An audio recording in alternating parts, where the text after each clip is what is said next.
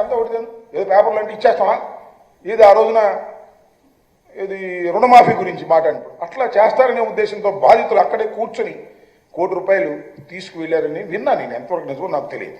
ఇది ₹1 కోటి ఇచ్చారో ఇవ్వలేదో నాకు ఇంకా ఐడియా లేదు. అదే అయితే చంద్రబాబు నాయుడు గారు అంటున్నారు అసలు ఇంతవరకు యాజమాన్యం రాలేదు. ఒక సోషల్ రెస్పాన్సిబిలిటీ ఉంటుంది కదా యాజమాన్యానికి. ఆ యాజమాన్యం ఎందుకు రాలేదని యాజమాన్యం మీద పడుతున్నాడు చంద్రబాబు నాయుడు గారు. పడని తప్పేం లేదు, వాళ్ళ మీద యాక్షన్ తీసుకోండి. మేమే వాళ్ళని రక్షించాలని మేము అనుకోవటం లేదు. సేఫ్టీ మెథడ్స్ లేనటువంటి ఏ ఇండస్ట్రీని కూడా రక్షించాలని వైఎస్ఆర్ కాంగ్రెస్ పార్టీ అనుకోదు.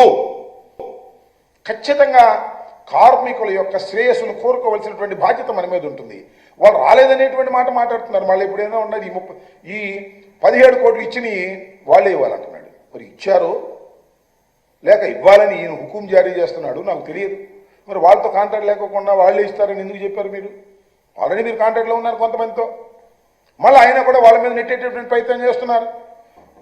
యాజమాన్యం మీద నెట్టేటటువంటి ప్రయత్నం, వైఎస్ఆర్ కాంగ్రెస్ పార్టీ గత ప్రభుత్వం మీద నెట్టేటటువంటి ప్రయత్నం మీరు చేస్తున్నారు తప్ప ఇవాళ జరిగినటువంటి సంఘటనలో జరిగిన తరువాత కూడా క్రైసిస్ మేనేజ్మెంట్లో మీరు ఫెయిల్ అయ్యారు.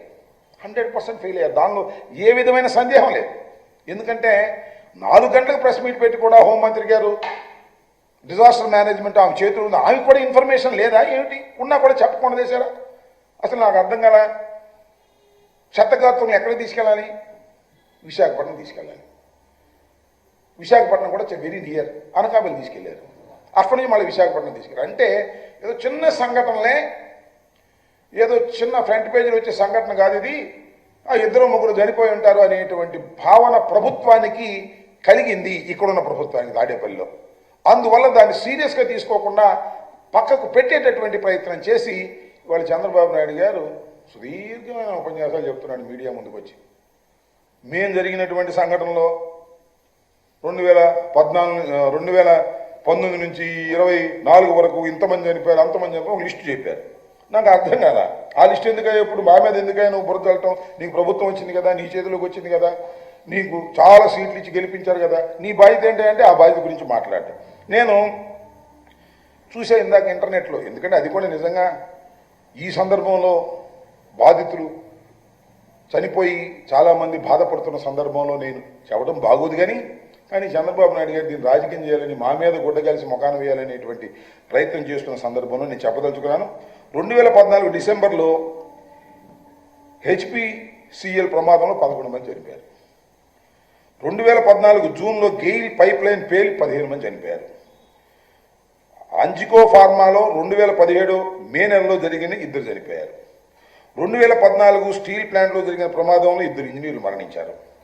2015 ఫిబ్రవరి 12 స్టీల్ ప్లాంట్ ప్రమాదంలో సీనియర్ అధికారి మృతి చెందారు. 2016 ఏప్రిల్లో బయోమాక్స్ ఫ్యూయల్ లిమిటెడ్ ప్రమాదం జరిగింది, దానిలో కొంతమంది చనిపోయారు.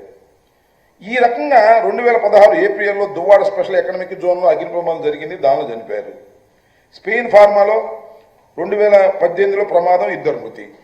సరే, అన్నిటికన్నా ముఖ్యంగా 1997 ఆయన ముఖ్యమంత్రిగా ఉన్న చంద్రబాబు నాయుడు గారు హెచ్పిసిఎల్ ప్రమాదంలో 60 మంది పెద్ద ఎత్తున మరణించారు.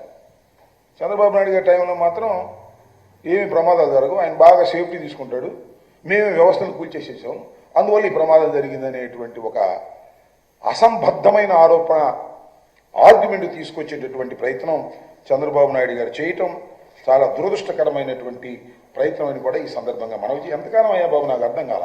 ఎంతకాలం జగన్మోహన్ రెడ్డి గారి మీదే నెట్టేసే ప్రయత్నం చేస్తారు? ఎంతకాలం జగన్మోహన్ రెడ్డి గారి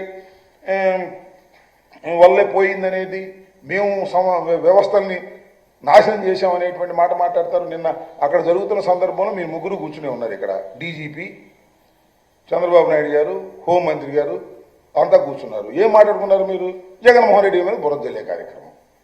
జగన్మోహన్ రెడ్డి గారు ఇదంతా కారణం ఇందాక అంటున్నాడు ఆయన. మేము చూసి పెద్ద ఆశ్చర్యపోయాం. నేనే కాదు, ఈ రాష్ట్రంలో చంద్రబాబు నాయుడు గారి గురించి తెలిసిన వాళ్ళందరూ ఆశ్చర్యపోవాల్సినటువంటి సంఘటన.